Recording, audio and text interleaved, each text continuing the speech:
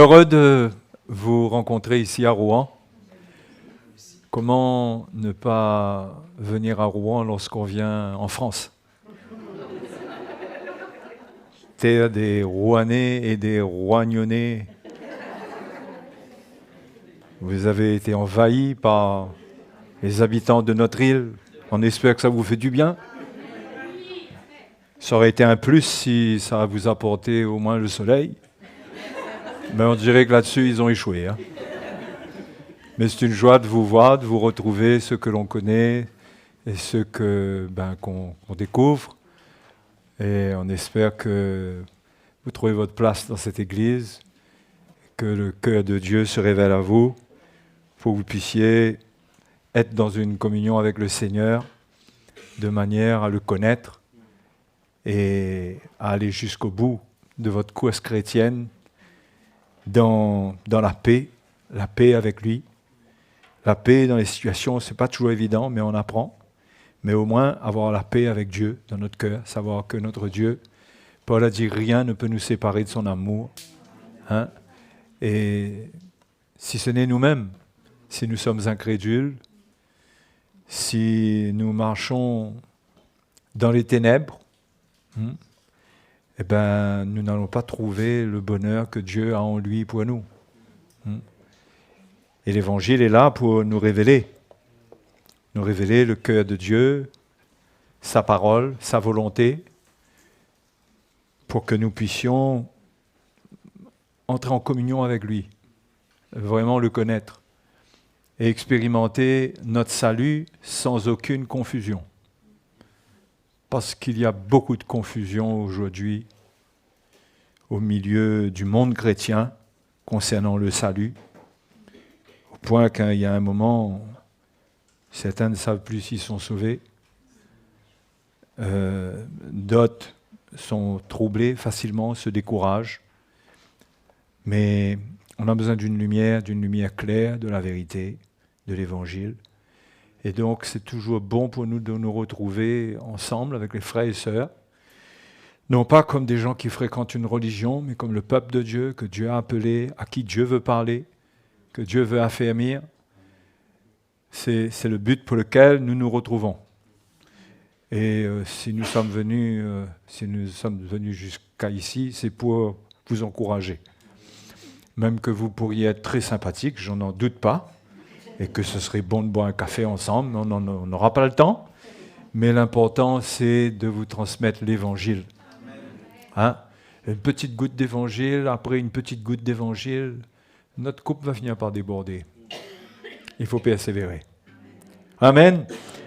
Donc, comme je vais vous partager la bonne nouvelle de l'Évangile, on va aller dans 1 Jean chapitre 1. 1 Jean chapitre 1, verset 1. Que du 1, le numéro gagnant. 1 Jean 1, 1. OK.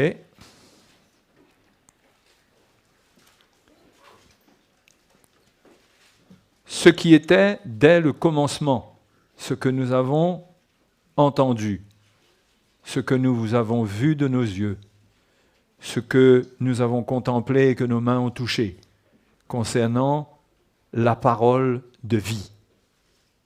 Déjà, notez bien que Jean fait la relation entre la vie et la parole. La parole de vie. Et la vie a été manifestée. Et nous l'avons vue. Et nous lui rendons témoignage. Donc, les apôtres, entre autres l'apôtre Jean, il a vu au travers du Seigneur la manifestation de la vie. Et au travers de sa mort, de sa résurrection encore plus. Donc, nous lui rendons témoignage et nous vous annonçons la vie éternelle. De la vie, on tire la vie éternelle. On annonce la vie éternelle qui était auprès du Père et qui nous a été manifestée. Ce que nous avons vu et entendu, nous vous l'annonçons à vous aussi, afin que vous aussi, vous soyez en communion avec nous. Or, notre communion est avec le Père et avec son Fils Jésus-Christ. Et nous écrivons ces choses afin que notre joie, certaines versions disent, afin que votre joie, ça me paraît plus logique, mais bon, afin que votre joie soit parfaite. Donc, Jean vient annoncer la manifestation de la vie. La bonne nouvelle, c'est que maintenant, la vie de Dieu, elle est pour nous. La vie éternelle, quand on a part à la vie de Dieu, on a part à la vie éternelle, à sa qualité de vie, à l'éternité avec lui. Et Jean annonce donc cette nouvelle, que cette vie a été manifestée par la parole de vie, puisque c'est au travers de la parole de Dieu, lorsqu'on croit dans la parole de Dieu, que la vie est manifestée en nous, lorsque nous croyons, que nous nous repentons de nos péchés, que nous renonçons à la mort spirituelle, aux ténèbres. Et bien la parole de vie nous régénère, elle fait de nous des enfants de Dieu. Et elle nous amène en communion avec les serviteurs de Dieu, puisque Jean dit « afin que vous soyez en communion avec nous », d'accord ? Et en communion avec le Père et avec son Fils Jésus-Christ. Et ça, c'est une chose qui doit combler notre cœur. Ça doit combler notre cœur de joie, de savoir que nous avons été invités, acceptés dans la communion avec Dieu, en recevant la vie qui a été manifestée par Jésus-Christ. Maintenant, au verset 5, l'apôtre Jean dit « La nouvelle que nous avons apprise de lui et que nous vous annonçons, c'est que Dieu est lumière et qu'il n'y a point en lui de ténèbres. » Ça, c'est la nouvelle qu'il annonce. Peut-être que nous, ça nous paraît évident. Et peut-être que ça nous paraît évident parce qu'on avait déjà lu ce verset plusieurs fois. Mais pour eux, pour ceux de l'époque, c'était une nouvelle extraordinaire. Parce que sous l'Ancien Testament, le peuple de Dieu associait à Dieu toutes sortes de choses qui arrivaient. C'est vrai que Dieu permettait certaines choses, c'est vrai qu'il y avait des jugements de Dieu, mais de savoir qu'en Dieu, il n'y a pas de ténèbres. En Dieu, il y a de la lumière. Dieu est lumière. Jean le dit plus loin au chapitre 2, je crois. Mais là, il dit, si nous disons, il le dit ici d'ailleurs, c'est que Dieu est lumière et qu'il n'y a point en lui de ténèbres. Si nous disons que nous sommes en communion avec lui et que nous marchions dans les ténèbres, nous mentons et nous ne pratiquons pas la vérité. Et moi, je veux vous encourager ce soir en vous disant qu'une des clés principales de la vie chrétienne, afin de réussir notre marche chrétienne, c'est la révélation d'une marche dans la lumière avec Dieu, parce que Dieu est lumière. Et de comprendre qu'il n'y a pas de compromis entre la lumière et les ténèbres, entre Dieu et les ténèbres. Et que ceux qui sont appelés vers lui, ils sont transportés, Paul nous dit dans Colossiens, des ténèbres à la lumière. Et il n'y a pas de compromis, d'association entre le mal et le bien. Quand le Seigneur nous appelle, il nous retire des ténèbres et il nous faut maintenant, puisque Dieu est lumière et qu'il est dans la lumière, nous devons apprendre à marcher dans la lumière, comme il est lui-même dans la lumière. C'est la base de la marche chrétienne. La base de la marche chrétienne, ce n'est pas la prière, ce n'est pas le jeûne. Je dis bien la base. Sortez pas de là en disant que j'ai dit qu'il ne faut pas prier, il ne faut pas jeûner, il ne faut pas, etc. On dit que la base, c'est de comprendre ce que c'est que de marcher dans la lumière. C'est là que ça commence. Parce que l'apôtre Jean est clair. Si on dit qu'on est en communion avec lui et qu'on marche dans les ténèbres, on ment, on ne pratique pas la vérité. Et la vérité, c'est la parole de Dieu qui nous a révélé qui est Jésus, qui est le Père, quelle est la volonté de Dieu pour nous. La vérité, on ne peut pas la changer à notre guise. Elle nous a transmis tout ce qu'il faut pour vivre notre vie de piété, et il n'y a rien à ajouter à la vérité. Et c'est la vérité qui nous fait marcher dans la lumière. On ne marche pas dans la lumière par inspiration. On s'attache à la vérité, on obéit à la vérité, et par là, on marche dans la lumière. Dois-je recommencer? Ou bien est-ce clair? On marche dans la lumière en marchant dans la vérité, en obéissant à la vérité, en n'ayant pas de compromission avec les ténèbres, avec l'erreur. Il faut connaître la vérité. Donc si on doit marcher dans la lumière, il nous faut connaître la vérité. Mais il y a combien de vérités aujourd'hui? C'est pourquoi il y a tant de souffrance dans le corps de Christ. C'est parce qu'il y a beaucoup de mensonges, c'est tout. Il y a beaucoup de manipulation du diable. Il y a beaucoup de séduction. Et c'est cela qui rend le corps de Christ malade. C'est parce que les chrétiens, en commençant par les serviteurs de Dieu, n'annoncent pas et ne reçoivent pas la vérité. Et dans certains cas, même lorsque la vérité est annoncée, les chrétiens ne reçoivent pas. Ils n'acceptent pas de payer le prix de la vérité pour marcher dans la lumière. Et on essaye des moyens détournés pour trouver la faveur de Dieu. On essaye de trouver nos propres moyens. Mais il n'y a pas d'autre moyen que ce que le Seigneur nous a donné. La vérité, elle a été annoncée, elle est enseignée, et cette vérité, elle nous purifie, elle nous lave de notre séduction, de nos faux raisonnements, de notre manière de voir, et on a besoin d'elle en permanence. C'est pourquoi on a besoin qu'elle soit annoncée dans l'Église. C'est pourquoi vous devez être à l'Église, là où la parole de Dieu est annoncée, la pure parole de Dieu. Si vous allez écouter un évangile qui est sale, vous ne serez pas propre. Vous vous en doutez bien. Personne ne va se baigner avec de l'eau sale. D'accord ? Il faut un évangile pur pour devenir pur, pour comprendre la pure volonté de Dieu, afin d'être avec un Dieu dans lequel il n'y a pas de ténèbres.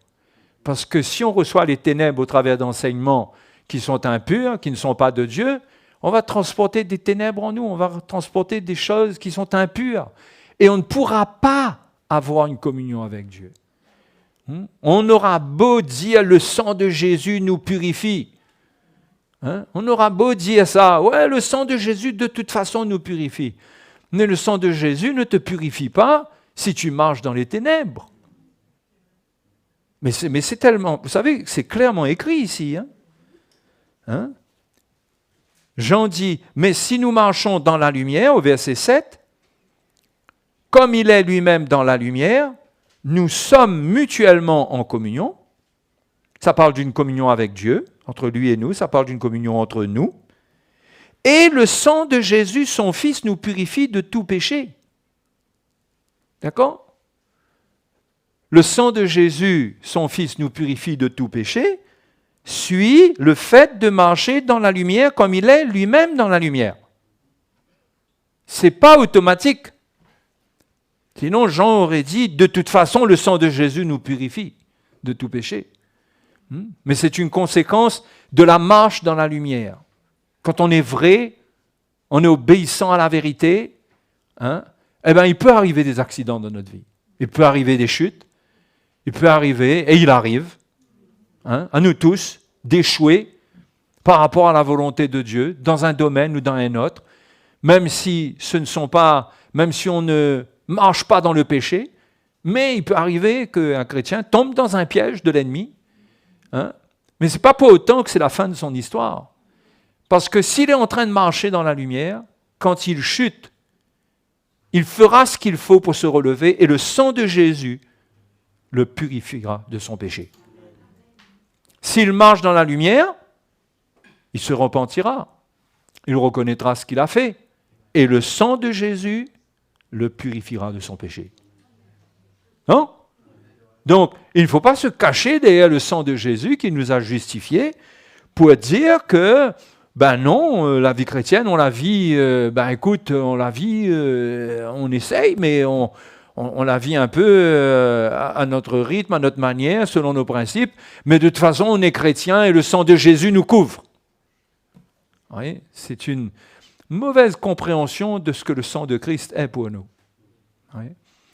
Jean, il faut revenir toujours à la parole de Dieu. Jean nous dit que le sang nous purifie lorsque nous marchons dans la lumière, comme il est dans la lumière. Et dans la lumière, il n'y a pas de condamnation. Dans la lumière, on reconnaît nos fautes. Mais, si on lit encore au verset 9, au verset 8, si nous disons que nous n'avons pas de péché, c'est là le problème. Le problème, c'est que si la vérité nous parle et que nous refusons ce que la vérité dit concernant notre vie, d'accord? Dans ce cas, nous allons dire nous n'avons pas de péché. Nous allons agir comme ça. Nous allons demander mais pourquoi est-ce que j'ai besoin de me repentir? Il arrive que des chrétiens, devant des situations tellement évidentes où ils doivent se repentir, disent moi je ne vois pas pourquoi il faut que je me repente. Vous voyez, là, c'est écrit, là, ça concerne ces gens. Je ne vois pas pourquoi il faut que je me repente.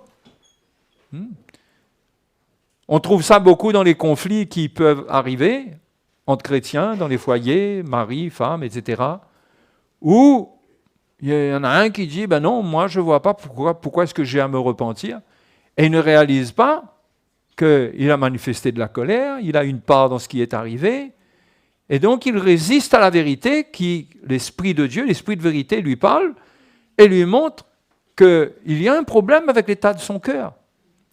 Donc s'il veut rester dans la lumière, mais il doit le reconnaître qu'il y a quelque chose qui ne va pas avec lui. Il ne peut pas juste pointer le doigt vers l'autre. Vous avez remarqué comment c'est facile de pointer le doigt vers les autres? C'est facile dans ce qui nous arrive, on ne voit plus notre état.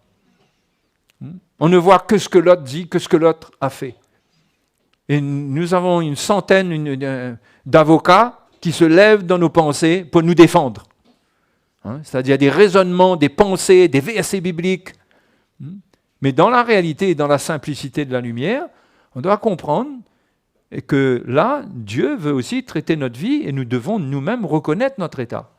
Et au fait, quand on reconnaît notre état, c'est là qu'on enlève la poutre dans notre œil. Et c'est là qu'on peut aider l'autre.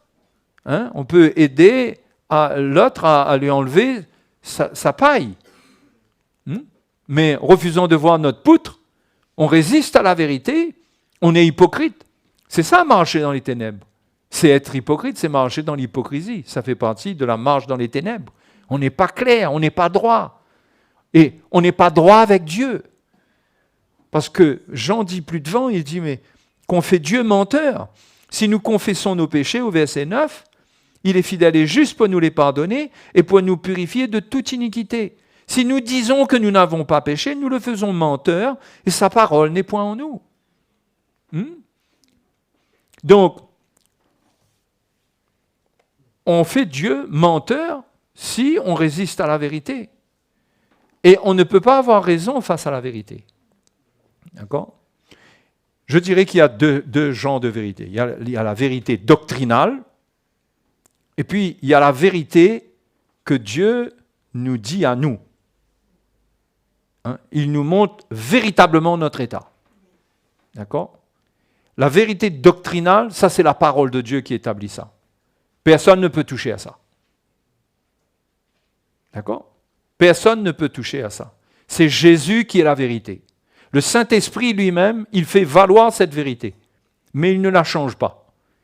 Personne ne peut dire, le Saint-Esprit m'a dit quand il vient toucher à la doctrine. Parce que la doctrine, elle est établie par les Écritures, et l'Esprit de Dieu, il n'est pas là pour mettre la confusion, mais il fait valoir ce qui est établi une fois pour toutes. Donc tous ceux qui bougent avec la vérité, avec inspiration, improvisation, ils ne sont pas vrais. Ils ne sont pas vrais.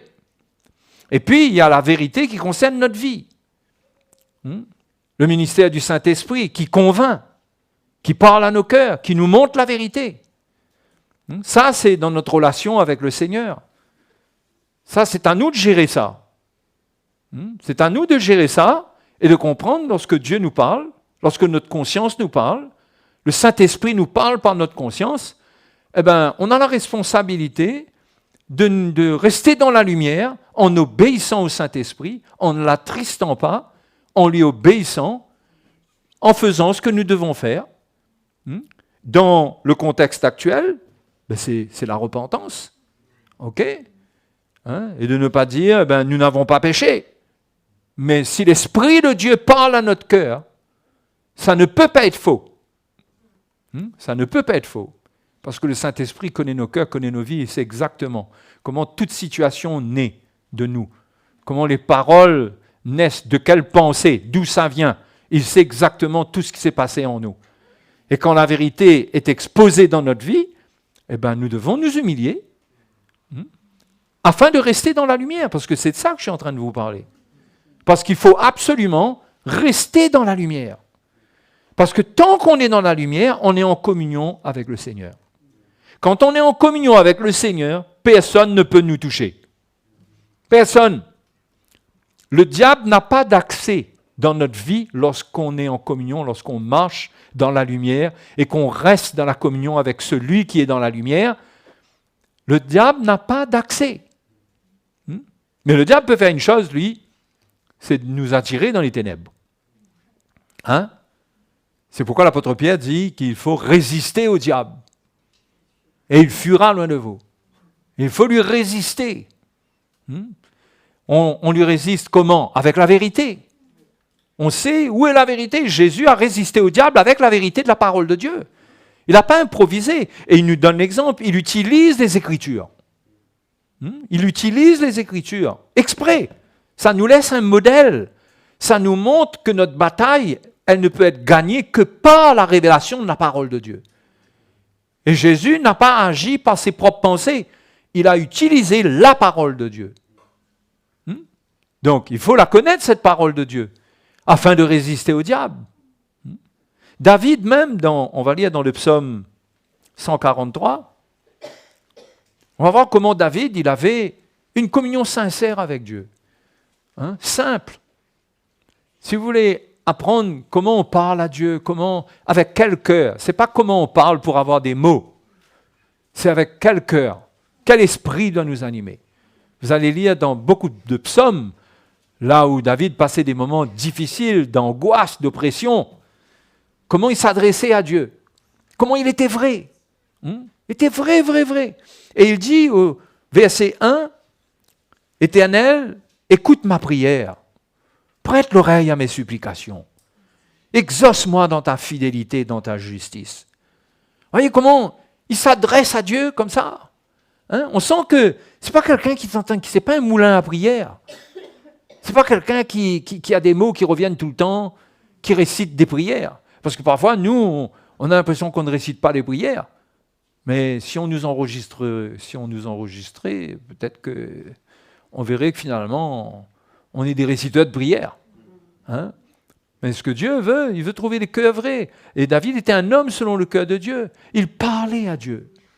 Et il dit à Dieu, au verset 2, « N'entre pas en jugement avec ton serviteur, car aucun vivant n'est juste devant toi. » Vous voyez comment il reconnaît l'état de l'homme et il s'inclut dedans. Il n'est pas faux. Il ne se cache pas derrière les promesses de Dieu. Mais il comprend que là, s'il parle à Dieu, il doit être vrai. Et au verset 3, il dit quelque chose d'intéressant. Il dit « L'ennemi poursuit mon âme. Il foule à terre ma vie. Il me fait habiter dans les ténèbres comme ceux qui sont morts depuis longtemps. » Oui. Ça, c'est ce que l'ennemi veut faire. L'ennemi veut poursuivre notre âme afin de nous mettre par terre et de nous faire habiter dans les ténèbres. Parce que dans les ténèbres, c'est là où lui, il règne. C'est là où lui, il fait régner la terreur. C'est là où il peut vous accuser, vous condamner, vous décourager. Si vous restez dans les ténèbres, si vous laissez le diable vous faire habiter, vous demeurez dans les ténèbres, vous serez vaincu par la condamnation. Vous serez découragé. Il faut résister à l'ennemi en restant dans la lumière. Vous me suivez ce soir là? Parce que vous êtes très immobile. Mais c'est bon, il y a peut-être du bon dedans. Hein. Mais je cherche une communion. Regardez Jean, il dit afin que vous soyez en communion avec nous. C'est ça qui est intéressant. C'est pas venir là annoncer un sermon, mais c'est de ressentir vos cœurs. Amen. Alléluia. Hein? Donc, la vie chrétienne, c'est ça. C'est la base. C'est le fondement de toute victoire. On ne peut pas vaincre, on ne peut pas commencer à marcher si on n'est pas vrai. Si on marche dans les ténèbres, si on commence et on bifurque, on part dans les ténèbres, on perd la communion avec Dieu. Et on essaye de se rattraper dans la prière, on essaye de se rattraper dans le jeûne. Parfois, notre jeûne, c'est simplement de l'abstinence. Ce n'est pas un état de cœur qui cherche Dieu, qui vient se déchirer devant Dieu. C'est simplement se priver de nourriture pour dire « il faut que je me réveille un peu, peut-être que Dieu va voir ». Et vous savez, dans Isaïe 58, le Seigneur reproche à son peuple qu'ils n'ont pas compris ce que c'est que le jeûne. Parce que plus que s'abstenir de nourriture, le Seigneur cherchait un état de cœur vrai. Il voulait un peuple qui soit dans la lumière avec lui. Hein? Et ce n'était pas le cas. D'accord? Donc parfois, on essaye de se rattraper. On veut se relever. On dit on va prier davantage. Non, il faut revenir dans la lumière. Il faut reconnaître les choses. Il faut reconnaître si là où on est tombé dans l'Apocalypse, c'est dit, souviens-toi d'où tu es tombé et repens-toi et du zèle. Souviens-toi d'où tu es tombé. Ne fais pas comme si de rien n'était. Et trop de chrétiens font comme si de rien n'était. Et ils se retrouvent ensuite dans des pièges, dans des situations comme pas possible, parce qu'ils n'ont pas été protégés dans la lumière. Ils ont été séduits, ils ont été attirés dans les ténèbres, ils sont entrés dans des états où il n'y avait plus de soumission à la parole de Dieu, il n'y avait plus de soumission à l'autorité de Dieu, et ils se sont retrouvés dans une confusion, parce que dans les ténèbres, le diable est le roi de la confusion. Mais quand on est dans la lumière, et qu'on s'humilie, et qu'on garde notre cœur pur, on ne peut pas être dans la confusion. Souffrir et subir la confusion. Quand on est clair avec la vérité. C'est pourquoi il ne faut pas, si on veut marcher dans la lumière, il ne faut pas résister à la vérité doctrinale. D'accord? Il ne faut pas avoir sa doctrine. Parce qu'une autre doctrine que celle de Dieu, c'est une doctrine qui fait marcher dans les ténèbres. Quelle qu'elle soit. Même si elle a l'air d'être... c'est quand même bien. Il n'y a rien de mal dedans. La question n'est pas là. Est-ce que c'est la doctrine du Seigneur ou pas? Hein? C'est à cette question qu'il faut répondre. C'est pas, oui, mais finalement, moi je trouve que c'est pas mal non plus, moi, ce que l'autre il dit, ce que l'autre pense, ce que l'autre a écrit. Je vois pas qu'est-ce qu'il y a de mal dedans. Okay, mais la séduction a commencé à entrer là. On ne doit pas répondre à cette question-là. On doit poser la bonne question et répondre à la bonne question. C'est la doctrine du Seigneur ou c'est pas la doctrine du Seigneur? C'est à cette question qu'il faut répondre, rien d'autre.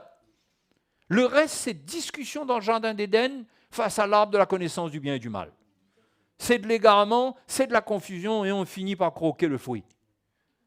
Tout le reste, on doit pouvoir répondre à cette question. On doit pouvoir donner la réponse qu'il faut et ne pas entrer dans des discussions inutiles, comme l'apôtre Paul dit. On doit, lorsque quelqu'un nous pose une question sur notre foi, ce sur quoi nous nous appuyons, c'est quoi notre vie, on doit pouvoir répondre, on doit pouvoir défendre en mettant devant les gens la doctrine du Seigneur. Parce que si ce n'est pas ça, ce n'est pas bon. Oui, mais il y a les bonnes œuvres, oui, mais tu sais, ils donnent à manger aux pauvres tous les samedis, tous les dimanches. Ils peuvent faire ça et être dans la fausse doctrine. Vous savez, ça c'est le propre des fausses doctrines en tant que fruit de l'arbre de la connaissance du bien et du mal. Vous savez, la séduction de l'arbre de la connaissance du bien et du mal, j'écris une série d'articles là-dessus en ce moment, c'est qu'il y a un mélange du bien et du mal. Hein? Il y a un mélange. Et le mal est défendu par le bien. De telle manière qu'on ne voit plus le mal parce qu'on te montre le bien qui couvre le mal. Et on finit par dire, oui, mais après tout, c'est acceptable, c'est bon. Non! Il faut sortir de là. En passant, la croix, la vérité qui vient de la croix, c'est l'arbre de la séparation du bien avec le mal. D'accord? C'est avec la lumière de la croix, ce message, qu'on sépare le bien avec le mal. Donc il y a une doctrine qui en découle, qui nous montre clairement où est le bien, où est le mal. Et il faut faire attention. Parce qu'Ésaïe nous dit, regardez Ésaïe chapitre 5, et après je vous relâche dans quelques minutes. Vous croyez ça? Ok. Donc vous voulez que je reste avec vous. Ésaïe chapitre 5, verset 20. Regardez ce que Ésaïe dit, l'avertissement qu'il adresse. Malheur, c'est un mot fort, malheur à ceux qui appellent le mal bien et le bien mal, qui changent les ténèbres en lumière et la lumière en ténèbres, qui changent l'amertume en douceur et la douceur en amertume. Malheur à ceux qui sont sages à leurs yeux et qui se croient intelligents. Malheur. Ça ne dit pas maudit. Hein? Ça ne dit pas maudit. Ça dit malheur. C'est-à-dire que celui qui se croit sage à ses propres yeux, qui se croit intelligent, pour qu'il détermine lui-même la vérité, les voies dans lesquelles il doit marcher. Cette personne, c'est une personne insensée. Et il lui arrivera des malheurs. Et le plus grand malheur, c'est de perdre son salut. Parce qu'on va finir par renier le Seigneur, on va finir par se retrouver dans je ne sais où, à croire je ne sais quoi. Hein? Et c'est destructif. Donc, malheur à ceux qui sont sages à leurs yeux. Ceux qui déterminent eux-mêmes leur propre voie. Ceux qui croient qu'ils sont plus intelligents que Dieu. Qu'ils ont plus de lumière et de vérité que la parole de la vérité. Malheur à eux, qui se croient intelligents. Malheur à ceux qui changent les ténèbres en lumière, la lumière en ténèbres, qui appellent le mal bien et le bien mal. C'est dans ce piège-là qu'il ne faut pas tomber. Il faut faire attention de tomber dans ce piège où le diable veut qu'on appelle le mal bien et le bien mal. D'accord? Ça, c'est le jeu de la fausse doctrine. C'est de changer les règles. C'est de vous séduire. Au point que vous participiez à ça. Et que vous appelez le mal bien. Avec tout ce qui se passe aujourd'hui dans le monde, le mal est appelé bien. Non? Comment allez-vous vous tenir là-dedans? Est-ce que vous allez être sage à vos propres yeux, être intelligent par vous-même, ou bien vous allez rester avec la parole de Dieu? Et de vous dire, ça c'est ce que Dieu dit. C'est ce que Dieu dit et je ne bouge pas de là. Ça c'est un homme intelligent pour Dieu. Il n'a peut-être pas bac plus 7, mais il est intelligent. Mais le bac plus 7, peut-être que lui il va tomber dans le piège. En se croyant plus intelligent parce qu'il se croit intelligent. Il croit que lui il peut décider, il comprend les choses spirituelles, il comprend toutes choses, il peut prendre ses décisions sans le conseil de Dieu. Celui-là, il tombera dans les pièges. Malheur à ceux qui appellent le mal bien. Mais aujourd'hui, mes frères et mes sœurs, nous devons faire attention. Il y a beaucoup de choses qui sont mauvaises, qui sont appelées bien. Il y a beaucoup de choses que l'Évangile condamne, qui sont appelées bien. Et oublions les grandes lignes de moralité, hein. Oublions les grandes lignes de moralité. Hein? Parce qu'il y a des choses qui sont évidentes. Ce soir, il y a des choses sur lesquelles nous tous ici, on est à peu près d'accord, je l'espère, hein? Qui sont évidentes dans la société. Mais il y a des choses au sein du royaume de Dieu qui sont approuvées comme étant bien alors que c'est mal. Il faut une intelligence divine, il faut que la vérité nous éclaire. Parce qu'on se fait prendre par un petit peu d'erreur. Un petit peu d'erreur appelle un peu plus d'erreur, appelle encore un peu plus d'erreur, et on glisse dans les ténèbres. Et on change la lumière en ténèbres. On change la lumière en ténèbres. C'est pourquoi notre sécurité à nous, ce n'est pas le charisme des hommes, ce n'est pas d'avoir des conducteurs gentils, sympathiques, mais c'est d'avoir des hommes de vérité, des hommes de l'esprit et des hommes de vérité qui s'en tiennent à la parole de Dieu, qui défendent les Écritures de la bonne manière, dans le même esprit que les apôtres qu'on voit, comment ils ont écrit les lettres apostoliques, dans le même esprit, et qui se tiennent pour la vérité, et qui n'acceptent pas que l'on change le mal en bien. Et le bien en mal. Oui, le bien en mal. Ceux qui ne comprennent pas la vérité, qui ne comprennent pas l'Évangile, eh bien, il y a des choses qui sont dans la volonté de Dieu qu'ils n'acceptent pas. Ils changent le bien en mal, ils disent non, moi, je ne crois pas ça. Et on a beau montrer, voilà ce que la parole de Dieu dit, ben non, moi non. C'est parce que tu n'es pas prêt à accepter la vérité qui est en Christ pour te libérer. Malheur à toi, tu resteras un esclave du péché. Tu resteras un esclave de ta chair. Parce que tu refuses la vérité, tu refuses par elle la lumière dans laquelle tu dois marcher, et tu vas tomber dans les ténèbres. Le livre des Proverbes nous dit il nous parle de ceux qui marchent dans les ténèbres et qui n'aperçoivent pas ce qui les fera tomber. Jean aussi, l'apôtre Jean nous dit ça. Il dit que celui qui est son frère, eh ben, il va tomber, il ne sait pas comment ça va se passer, mais il va chuter dans les ténèbres. Parce qu'il ne sait pas où il va. Voyez, il faut la vérité. Il faut être d'accord avec la vérité.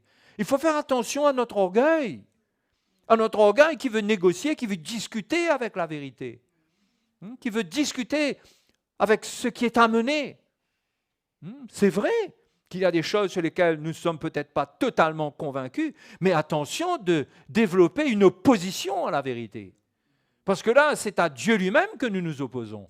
C'est à Jésus lui-même que nous nous opposons.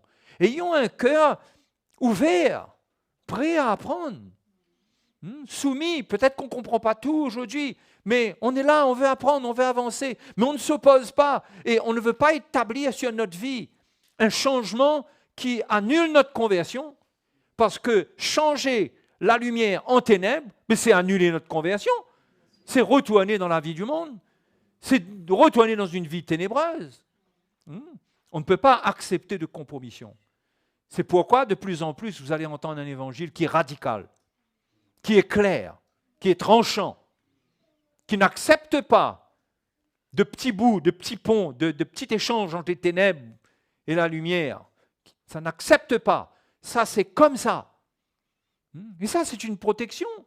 Parce que la moindre connexion qu'on fait entre les ténèbres et la lumière, c'est un accès qu'on donne au diable. Vous comprenez ça? C'est un accès qu'on donne au diable. Et dans l'Église, on ne peut pas donner d'accès à l'ennemi. Donc, il faut appeler le mal mal. Et ce que la vérité nous instruit et nous montre que c'est mal, il faut le condamner comme étant mal. Et ce que la parole de Dieu nous montre comme étant bien, il faut l'approuver comme étant bien. Et il faut accepter l'œuvre de Dieu dans l'Église qui sépare le mal d'avec le bien. C'est au point que si quelqu'un, il vit avec le mal, il approuve le mal et il vit dans le péché, eh bien, il doit comprendre qu'il ne peut pas être dans la communion des saints. Il faut une séparation d'avec le mal. C'est ton choix. Et là, il faut faire attention de faire comme si on a plus d'amour que Dieu. Parce que ça, c'est sa parole. Ça, il faut avoir l'amour de la vérité. Il ne faut pas inventer un amour de Dieu dans les émotions. De croire que Dieu comprend tout, accepte tout. Non. Dieu veut qu'on reste dans la lumière, qu'on soit vrai. Le Seigneur condamne les hypocrites. Il n'aime pas les hypocrites. On va dire, oui, on se cache souvent là derrière ça. Ouais, mais nous sommes les enfants de Dieu. Non, tu peux être un enfant de Dieu. Si tu es hypocrite, eh ben, tu n'es pas dans la lumière et Dieu ne prend pas plaisir en toi. Mais c'est comme ça. On dit, ah mais, ça ne veut pas dire que tu n'es plus un enfant de Dieu, mais tu n'es plus agréable. Et si tu n'es plus agréable à Dieu, comment tu vas marcher avec Dieu si tu n'es pas agréable à Dieu? On peut m'expliquer ça? Dieu, on lui impose notre vie comme on veut, de la manière qu'on veut. On peut lui imposer ça? Lui, le Dieu saint, qui a établi la vérité, qui nous voit dans notre orgueil, dans notre manière de faire, on peut venir et dire, nous, on croit que Dieu m'accepte comme ça. Ah bon? Attention, attention. Donc, il faut faire attention, les frères et sœurs. D'appeler le mal bien et le bien mal, de s'opposer à l'évangile qui annonce le bien, les voies du Seigneur. Et parfois même on dit, il faut être sage. Vous connaissez ce langage-là? Il faut être sage, il ne faut pas aller trop loin. Ça, c'est le langage. Ce n'est pas le langage de la sagesse de Dieu, ça. Il faut tout simplement faire ce que Dieu dit. Il faut se tenir pour ce que Dieu dit. Non? Il faut se tenir pour ce que Dieu dit. Et on ne bouge pas. Sinon, on ouvre la porte à la destruction. Malheur à ceux qui changent les ténèbres en lumière et la lumière en ténèbres. C'est là qu'on voit plus clair. C'est là qu'il y aura la confusion. Si on n'accepte pas la lumière par la vérité, la lumière sera changée en ténèbres, on ne va plus rien comprendre. On ne va plus rien comprendre. On ne va plus voir la lumière. On va être désespéré. On va se demander quand est-ce que ça se termine, je ne sais plus où j'en suis, je ne sais plus, je ne comprends plus là. Regardez, faut pas, si la lumière n'a pas été changée en ténèbres dans ta vie, qui change l'amertume en douceur, et la douceur en amertume. Vous voyez, il ne faut pas changer l'amertume en douceur. Il y a des choses qui sont amères, il ne faut pas la changer en douceur. Il y a des disciplines dans l'Église qui sont amères pour la personne qui n'accepte pas la discipline. Il ne faut pas la changer en douceur. Est-ce que vous comprenez? Il ne faut pas dire, mon frère, ils ne te comprennent pas, moi je te comprends. Ne change pas l'amertume en douceur. Laisse-le boire ce bol amer, là. Laisse-le souffrir d'être coupé de la communion des saints. Il faut qu'il souffre cela, il faut qu'il réalise que sa vie, ce qu'il fait, ce qu'il dit, c'est un exemple que je donne, je ne m'adresse pas à des situations ici, là. OK. Mais il faut que la personne qui est coupable, disons-le le mot, et qui ne veut pas le reconnaître, il ne faut pas l'accompagner et changer son amertume en douceur. Et le rassurer, et lui dire, tu sais, Dieu t'aime. Moi, je crois que le Seigneur t'aime. Parfois, les chrétiens font un mauvais travail par rapport à l'autorité de l'Église. Il y a une discipline, il y a des choses qui sont en cours, et les chrétiens se rendent visite, se téléphonent et s'appellent pour donner leur opinion. Comme si c'est avec nos opinions qu'on bâtit l'Église. Non, ne change pas l'amertume en douceur. Laisse Dieu faire son travail. Parce que si Dieu permet l'amertume, c'est qu'il y a un travail, c'est qu'il y a une œuvre qu'il veut faire dans cette amertume-là. Ça peut parler aussi de nos épreuves, des moments difficiles qu'on a. On ne peut pas amener de compromission pour adoucir ça. On ne peut pas tricher, on ne peut pas chercher un raccourci, on peut pas. Il faut qu'on reste avec la vérité pour ne pas changer l'amertume en douceur. Il faut passer dedans, c'est un temps. C'est une étape de la vie. Il y a des étapes dans la vie qui sont amères, qui sont difficiles. Et ce sont des moments importants pour notre croissance spirituelle. Et là, vous avez des doctrines qui veulent changer l'amertume en douceur, qui disent c'est pas normal. C'est pas normal que ça fait combien de temps que tu n'as pas trouvé de travail? Quoi? Tu as fait 3 ans? Mais c'est pas normal. Tu n'as pas la vraie doctrine. Dieu n'est pas comme ça. Mais si tu défends la doctrine du Seigneur et tu résistes au diable, parce que résister au diable, c'est résister à des gens. J'espère que vous avez compris. Que vous n'allez pas attendre que le diable apparaisse dans votre chambre et vous lui dire « il y a de moi, Satan !» Résister au diable, c'est résister à son plan, c'est résister à ses erreurs, c'est résister à ses doctrines, c'est avoir une position ferme, c'est dire non. Non, je ne participe pas. Et ça peut paraître parfois dur. Même de prendre une position par rapport à un frère ou à une sœur qui ne veut pas marcher dans la lumière, dans la vérité. Et de dire non, moi je suis désolé, tu règles ton cœur. On ne peut pas avoir de communion. Si on est frère et sœur, c'est à cause du Seigneur. On n'est pas devenus frère et sœur dans la chair. Pour dire que voilà, les situations sont comme ça, on habite sous le même toit, on va faire avec. Non! Non, on doit avoir un cœur qui participe à la réprimande, avec grâce. Parce qu'on cherche à gagner, on ne cherche pas à condamner. Mais on ne participe pas au péché. On se tient pour la vérité. Et c'est comme ça que nous-mêmes on grandit. C'est comme ça qu'on ne réalise pas, mais ça nous donne une croissance. Ça fait briller la lumière dans notre vie. Parce que cette lumière pour laquelle on se tient, elle brille dans notre vie après. Elle va briller, les gens vont voir qu'il y a une lumière en nous. Mais si nous passons notre temps à la changer en ténèbres, parce que nous avons un langage mi-figue, mi-raisin, parce qu'on n'aime pas être mal vu, on veut être bien vu. Donc on s'adapte. On est comme des caméléons. Vous connaissez les caméléons?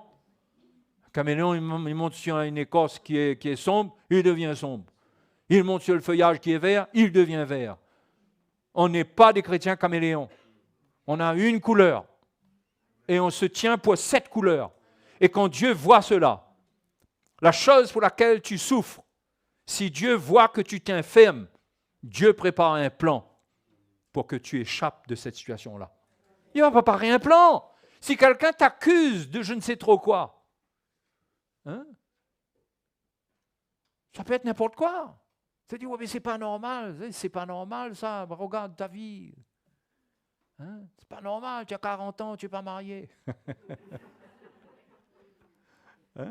C'est pas normal, tu n'as pas eu de boulot. C'est pas normal, ceci, cela. Mais que tu tiens ferme. Tu sais que ton Dieu, il t'éprouve. Le Dieu avec qui tu marches, il a sa main sur toi. Et tu résistes et tu tiens ferme. Ce Dieu-là va te donner à marier à un certain moment, si c'est le plan pour toi. Mais il va te donner à marier. Il y aura quelqu'un, il va te donner ce qu'il faut, il va ouvrir une porte quelque part pour toi. Mais si tu t'accommodes des critiques, si tu rentres dans la fausse doctrine, et si toi aussi tu commences à douter, à dire, vous voyez, c'est quoi douter? C'est douter du cœur de Dieu pour nous. Parce qu'il y a une épreuve, on doute du cœur de Dieu. C'est ça l'incrédulité. C'est quand on est testé, on doute. On dit, le Seigneur, mais qu'est-ce que j'ai fait? Le Seigneur, il ne m'aime plus. Et là, le diable, il agit. Ah oui, c'est vrai, Dieu ne t'aime plus. Dieu ne peut plus t'aimer, oublie. Dans ta situation là. Mais si on tient ferme avec l'Évangile, la doctrine du Seigneur, on accepte l'épreuve comme moyen de nous former. Ça, c'est la doctrine du Seigneur. On garde un cœur pur, on est éprouvé, mais on garde un cœur pur. On ne laisse personne venir gâcher ce travail-là et changer notre amertume en douceur. On ne laisse personne. On dit non, ne touche pas à ma coupe. C'est amer, mais s'il te plaît, ne touche pas. Non, mets pas de miel dedans. Ne viens pas avec ton miel dedans. Je n'ai pas besoin de paroles mielleuses. Non, je veux prendre ma croix, je veux boire ma coupe. Parce qu'elle m'a été donnée. C'est le temps pour moi de grandir. Je passe un chemin qui est difficile, qui est compliqué, mais mon Dieu est avec moi. Et dans sa doctrine, il a prévu que j'ai des moments difficiles, compliqués, pour me former, pour me changer. Et je ne veux pas me battre contre ça. Au contraire, je vais être changé de gloire en gloire. Mais si je change de doctrine, si je change d'attitude, si je doute, je ne grandirai pas. Je resterai un petit bébé. Retour dans le berceau. Allez, s'il vous plaît, quelqu'un peut le prendre et le ramener là-bas? Dans le berceau.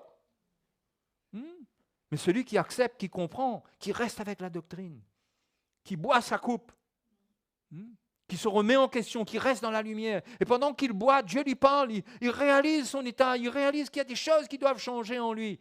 Il accuse personne, il pointe le doigt vers personne, mais il réalise que Dieu a besoin de faire quelque chose avec moi. Pendant qu'il boit, le Seigneur est à l'œuvre dans sa vie. L'Esprit de Dieu travaille en lui. Dans son intérieur. Ça travaille. Et le Seigneur est à l'œuvre pour te changer.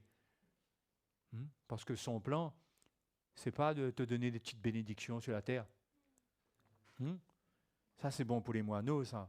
Des petits morceaux de pain par-ci, par-là. Là. Nous, on n'est pas des moineaux, nous. Dieu, il a un plan éternel pour nous. Nous sommes des créatures faites à son image. Jésus est mort pour nous racheter. Il y a un grand plan pour nous. La preuve, c'est le prix que Jésus a payé. La preuve. C'est pas n'importe quoi. Et il faut s'identifier à la croix, accepter. Et accepter l'amertume. C'est amer. Bois, mon frère. Mais là, si tu acceptes, tu as mon soutien. Tu as le soutien des frères, des sœurs, des anciens. Mais là, si tu veux changer ça en douceur, tu veux changer un problème dans ton foyer en divorce et courir après une autre femme ou courir après un autre homme, tu changes l'amertume en douceur parce que c'est pas facile. Bois dans ton foyer, bois. C'est pas facile, mais apprends à aimer. C'est plus le temps là, tu es plus dans une étape où tu dois aimer selon la chair là.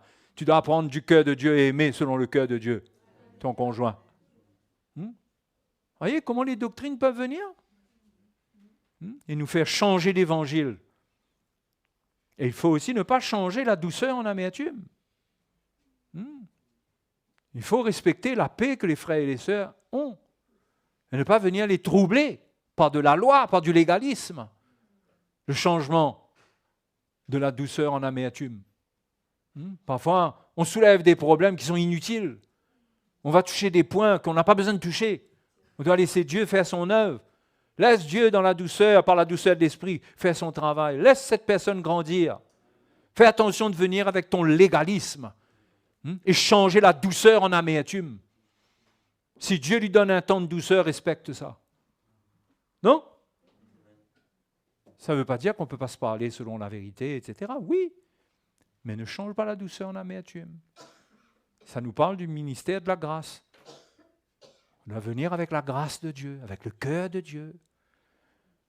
C'est pourquoi le Seigneur, il ne veut pas de la loi, du légalisme, parce que le légalisme change la douceur en amertume. Vous comprenez?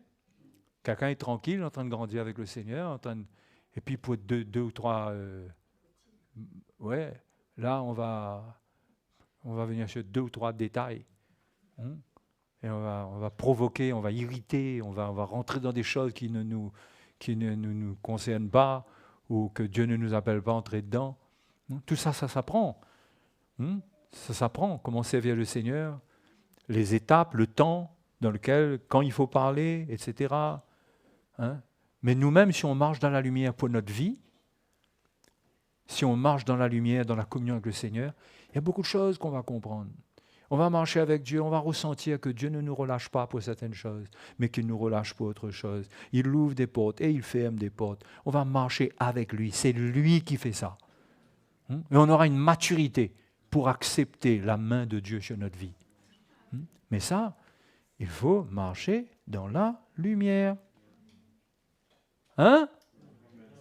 Et pour marcher dans la lumière, Éphésiens chapitre 5 nous dit, on y va ?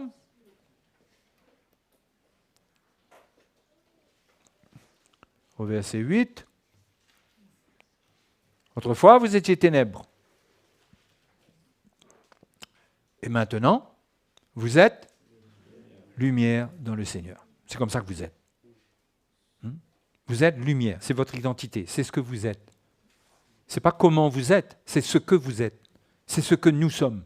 Nous sommes lumière dans le Seigneur. Marchez, conséquence donc, marchez comme des enfants de lumière. Car le fruit de la lumière consiste en toutes sortes de bonté, de justice, de vérité. Quand on trouve la bonté, la justice et la vérité dans ce qui se passe, eh bien là, on sait que la lumière est là. Examinez ce qui est agréable au Seigneur et ne prenez point part aux œuvres infructueuses des ténèbres, mais plutôt condamnez-les. Là, il est en train d'expliquer comment marcher dans la lumière. Comment on marche dans la lumière. On ne rentre pas dans n'importe quoi.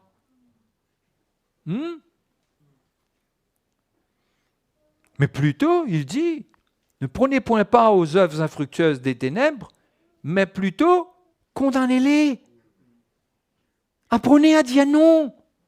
Apprenez à dire je ne suis pas d'accord. Ah oui, mais on va me persécuter. Ah bon, ben heureusement que Jésus n'a pas eu cette attitude-là, il ne serait pas allé à la croix. Hein. Et il nous demande de marcher dans son chemin. On apprend à dire non, à défendre l'Évangile. On examine. Car il est honteux de dire ce qu'ils font en secret. Mais tout ce qui est réprouvé apparaît en pleine lumière. Oui, ça n'apparaît pas dans les ténèbres. Hein? Ce qui est réprouvé. Hein, ça n'apparaît pas dans les ténèbres. Pour nous, ça apparaît dans la lumière. Nous, c'est dans la lumière que nous comprenons toutes choses. Les choses qui sont à condamner, qui sont mauvaises, c'est quand nous sommes dans la lumière, des enfants de la lumière. Nous condamnons tout ce qui est ténèbres. C'est dans cette lumière que nous comprenons qu'est-ce qu'il y a dans les ténèbres. Si nous ne gardons pas notre cœur dans la lumière, nous allons nous accorder avec les ténèbres. Vous comprenez le danger? Et n'importe qui d'entre nous, hein? N'importe qui d'entre nous. On commence par exemple, on ne pardonne pas. Ça, c'est une action, c'est une posture de ténèbres, ça. On ne pardonne pas.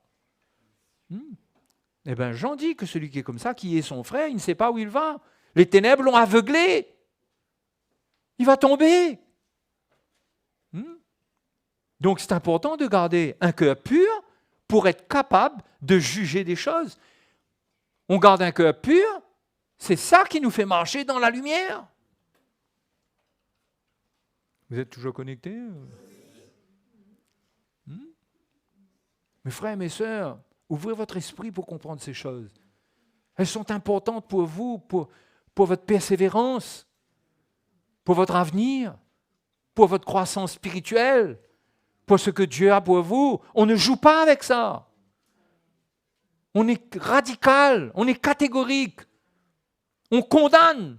Il ne dit pas, hein, va pas trop fort, hein, dis pas trop. Il condamne ce qui est dans les ténèbres. Il dit quand il est honteux de dire ce qu'ils font en secret. C'est-à-dire que finalement, il y a des choses qui se passent dans le secret que nous ne comprenons pas, que nous ne savons pas, mais quand nous sommes dans la lumière, nous obéissons à la vérité, nous avons une intelligence et une protection sur notre vie qui fait que nous condamnons les choses que nous ne voyons pas. Ça nous protège de choses que nous ne voyons pas qui se trament. Qui se trament dans le secret, dans les ténèbres. Et ça nous protège, ça nous donne une sécurité. Si on marche dans la lumière, même si on ne comprend pas toutes choses, on peut ne pas comprendre toutes choses. Mais si on marche dans la vérité, si on garde un cœur pur, Dieu nous gardera, Dieu ne permettra pas. Dieu nous accompagnera parce qu'on est des enfants de lumière, parce qu'on le représente, lui, le Dieu de lumière. Il faut marcher comme ça, mes frères et sœurs. C'est un temps-là où les ténèbres s'épaississent sur la terre, où il est difficile de trouver la lumière. Là où il n'y a pas la lumière, c'est difficile de comprendre, tellement les choses sont en train d'évoluer. C'est comme ça qu'on est étonné parfois de voir des chrétiens, comment ils se déconvertissent, quoi. Le mot n'existe pas, mais je viens d'inventer. Que Voltaire me pardonne. Et l'Académie française. Mais ils font volte-face. On a vu ça à plein de reprises, des gens qu'on dirait qui servent le Seigneur. Mais il y a quelque chose en eux qui n'était pas clair. Et un jour est arrivé où le diable a tendu un piège qui correspondait à ce bout qu'ils ne voulaient pas changer dans leur vie. Et ils ont été aspirés dans le plan de l'ennemi. Et croyez-moi, personne n'est assez fort contre ça. Personne. C'est pourquoi la vie chrétienne, c'est un combat pour rester dans la lumière. On marche dans la lumière. Dans nos relations, on marche dans la lumière. On ne peut pas s'associer avec des choses qui sont malsaines. Qui sont malsaines, qui sont... Il n'y a pas de loi dans l'Église, mais parfois, les chrétiens se distribuent des liens Internet pour Tiens, va écouter un tel. Tu vas voir, va écouter un tel. Il ne connaît même pas qui c'est un tel. Va écouter un tel. Tu vas voir. Cette personne, si tu écoutes, tu vas être guéri, tu vas être mieux. Ton âme va être mieux, ton âme va être guérie. Non, il y a beaucoup de choses. Il y a beaucoup de compromissions dans les ténèbres, dans le secret. Mais il faut tenir ferme, les frères et les sœurs. Il faut tenir ferme, au point que quelqu'un un jour nous croise et nous dit, toi, tu es dans une secte. Ce jour-là, tu dis Alléluia. Tu dis Alléluia. Tant qu'on ne t'a pas dit ça, il y a une couronne que tu n'as pas encore reçue. Il faut qu'on te dise ça. Ouais. Parce que ça veut dire qu'on voit que tu ne te tiens pas avec les autres. Tu as une manière bien spécifique de voir la vie chrétienne. Vous croyez que c'est en essayant d'arranger notre vie, on arrange, on essaye d'être bien avec l'un, avec l'autre, mais on finit par se faire piéger. À force, je vous dis, il vaut mieux être clair. On est clair. On est passé par là, ma femme et moi, par rapport à sa famille, par rapport à des situations où on a dû être clair dès le départ. Dès le départ, on a dit, nous, ça, c'est fini. Nous, ça, c'est fini. Tout de suite. Dès qu'on a compris, nous, ça, c'est fini. Il y a un petit peu de remous, mais dès le départ, voilà, on connaît notre position. Mais si vous commencez à jouer au fur et à mesure, on verra, on va leur donner le temps de comprendre, etc. Finalement, on donne de l'espoir, le diable travaille, il nous attire dedans dans des choses qui sont malsaines. Il faut être clair. Il faut se fortifier. C'est pourquoi il faut se fortifier dans le Seigneur. Parce que ce n'est pas avec la force de la chair qu'on fait ça. On doit se fortifier dans l'esprit. On doit se fortifier avec l'Évangile. C'est là que si on veut marcher dans la lumière, on est dans la communion avec Dieu. On prie, on est comme David, on dit « Seigneur, je t'adresse ma supplication ». On peut dire au Seigneur, c'est difficile pour moi. Cette épreuve, c'est difficile pour moi. L'ennemi veut me fouler ma vie à terre, il veut m'entraîner vers les ténèbres. Mais Seigneur, toi, tu es mon secours, mon rocher. Et Dieu est là. Et Dieu est là. Et si tu te ranges direct pour les ténèbres, tu es perdant. C'est ton choix. Hein? C'est du sérieux, non? Il est temps de voir la vie chrétienne sous un angle, dans une perspective sérieuse, très sérieuse, pour marcher avec Dieu et sortir de toute forme de naïveté. Toute forme de naïveté. Et de savoir que ce que la parole de Dieu dit, c'est la vérité. Je ne vais pas, moi, outrepasser la parole de Dieu, chercher un raccourci. Et dans l'Église, on doit tous être dans le même chemin. Le chemin droit, clair. Si quelqu'un bifurque, fais attention qu'il t'entraîne vers dans son mouvement. Reste droit. Discerne, marche avec le Seigneur. Reste près des serviteurs de Dieu. Reste près de ceux qui servent le Seigneur, qui marchent dans la lumière, qui sont dans la lumière avec ceux qui sont dans la lumière devant et qui sont dans la lumière avec ceux qui sont devant d'eux. Tu es dans la lumière. Et je vais te dire, il y a une grâce sur ta vie pour te garder. Mais il faut te fortifier pour résister au diable et ne pas te laisser entraîner. Et c'est pourquoi le verset 14 dit, c'est pour cela qu'il est dit dans Éphésiens 5, réveille-toi, toi qui dors. Relève-toi d'entre les morts et Christ t'éclairera. Il faut se réveiller, relève-toi d'entre les morts. Hein? Il faut se relever d'entre les morts, on est mort, on accepte tout. Tu as fait un mort, il accepte tout. Un mort, il ne s'oppose à rien. Non, relève-toi d'entre les morts. Tu es lumière dans le Seigneur. Vis pour le Seigneur. Prends une position claire. Ne sois pas comme un mort au milieu des morts. Je dis rien, j'accepte, je m'adapte. C'est ça, dormir. On est comme si on est en train de dormir au milieu des morts. Relève-toi d'entre les morts.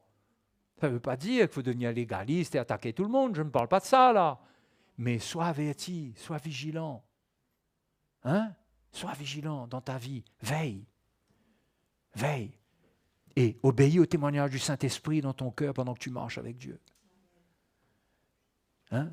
Tu as ton travail, tout se passe bien. Hein? Tout se passe bien, ça va bien, béni. Et puis un jour, tout d'un coup, hein? Un jour, il y a une petite demoiselle qui pointe et qui te tape dans le coin de l'œil comme ça.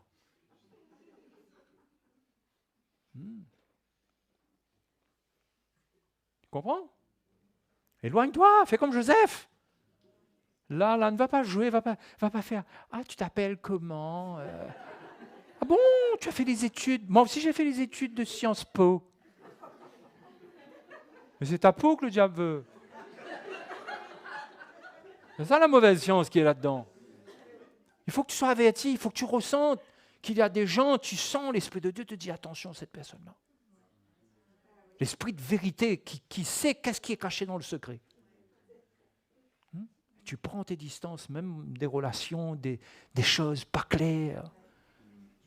Parfois, nous, on a des frères qui se sont retrouvés dans des choses incroyables parce qu'ils ont été émotionnels, parce qu'ils se sont relâchés, parce qu'ils n'ont pas été vigilants. Ils se sont retrouvés au milieu de je ne sais où, là où ils n'auraient pas aimé être.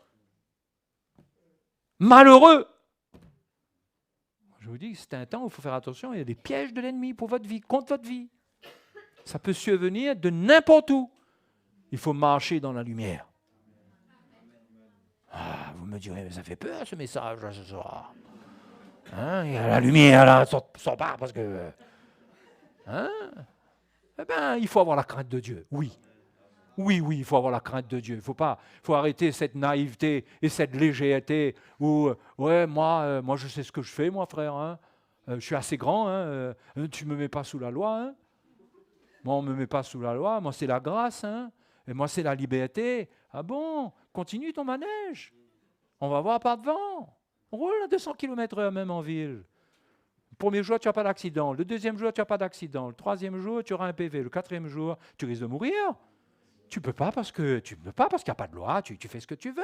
Tu dois être sensible à l'Esprit de Dieu. Obéir à la vérité. Marcher avec Dieu. Dieu ne veut pas t'imposer des lois pour que tu marches avec lui. Il veut que tu restes dans la lumière avec lui. Ce n'est pas une loi, c'est une communion. Vous comprenez une communion? Dans cette communion, tu vas ressentir son cœur. Tu vas ressentir dans cette communion, je te dis à ton travail, n'importe où, tu vas ressentir qu'il y a quelque chose qui cloche. Si tu n'es pas dans cette communion-là, tu risques d'avaler la grande couleuvre. Hein. Ça va faire mal. Hein. Donc les frères et sœurs, marchez dans la lumière. OK? Il ne faut pas qu'il y ait des zones d'ombre. Vous voyez, comme ce soir, il y a des lampes, on dirait qu'ils ne sont pas éclairées, il y a des zones d'ombre. Non, je plaisante. Mais la lumière, relation claire. Quelque chose ne va pas, on va partager. On a quelque chose, on a été blessé ou quoi, on pardonne et on va partager. On ne va pas partager pour régler les comptes, on pardonne. Et on va partager. Je dis, mon frère, tu sais, j'ai eu un moment difficile avec ce qui s'est passé entre toi et moi, mais j'ai fini avec. Mais en même temps, peut-être, je te demande pardon aussi. Il y a des choses qu'on exprime dans la lumière, qu'on exprime dans la lumière, et ça amène la lumière avec plus de force. La lumière qui est en Dieu, qui est en Christ, elle prend notre cœur, elle nous guérit, elle nous purifie cette lumière. Et le sang de Jésus qui est là nous purifie. Il ne faut pas résister à ça. Il faut reconnaître, il faut avouer. Et on reste dans la lumière. Et je termine et je vous dis que l'apôtre Jean a dit au chapitre 5, celui qui est né de Dieu, il se garde lui-même et le malin ne le touche pas. Le malin ne le touche pas. Paul dit dans Éphésiens 4, si quelqu'un a péché, si vous vous mettez en colère, ne péchez pas. C'est-à-dire ne restez pas dans un état où la colère devient un péché et développe le péché. Mais ne laisse pas le soleil se coucher sur ta colère. Règle. Pourquoi? Parce que quand le soleil se couche, c'est l'heure des ténèbres. Il n'y a plus de lumière. C'est l'heure du prince des ténèbres. Et là, la confusion vient, le travail commence, il y a des doutes, il y a toutes sortes de choses qui circulent. Hein? Non, ne laisse pas ça. Pardonne, fais ce qu'il faut. Dis-toi, je me lèverai, j'irai, je réglerai, je mettrai les choses claires, dans un esprit d'humilité. Parce que si tu viens pour pointer le doigt, ce n'est pas la peine. On ne règle pas les choses en pointant le doigt. Ah ouais, tu m'as dit ça, moi je veux mettre les choses claires. Non, tu ne mets pas les choses claires là. Ça c'est bon pour les gens du dehors qui se battent entre eux. Nous, on prend notre croix. Hein? On se repent, même d'avoir eu un cœur mauvais. On met les choses claires. Et comme ça, on reste dans la lumière. Alléluia. C'est très simple, les frères et sœurs, si vous regardez, c'est très simple. C'est très simple. Donc voilà comment je vous exhorte ce soir. Si vous marchez comme ça, vous avez un élément clé, un élément de base pour grandir. Et là, vous allez commencer à prier, vous allez venir adorer le Seigneur, vous allez être dans la lumière avec lui, le ciel est ouvert devant vous pendant que vous l'adorez, vous êtes bien, votre chant, ce n'est pas seulement des paroles et une musique, mais c'est un cœur qui vibre pour Dieu, qui monte, il y a un parfum qui se dégage, qui monte. Quand vous priez dans votre souffrance, vous priez, votre prière dégage quelque chose, un cœur brisé que Dieu aime, et Dieu vous réconfortera. Hein? Dans tout ce que vous ferez, le Seigneur sera là.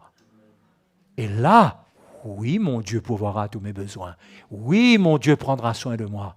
Là, il va faire des choses. Amen. OK. Donc, allons bénir le Seigneur ce soir. Allons remercier le Seigneur. La bonne nouvelle, la nouvelle que nous avons apprise de lui, c'est que Dieu est lumière, il n'y a point en lui de ténèbres. Renonçons aux ténèbres, renonçons. Renonçons. Que Dieu nous fasse grâce.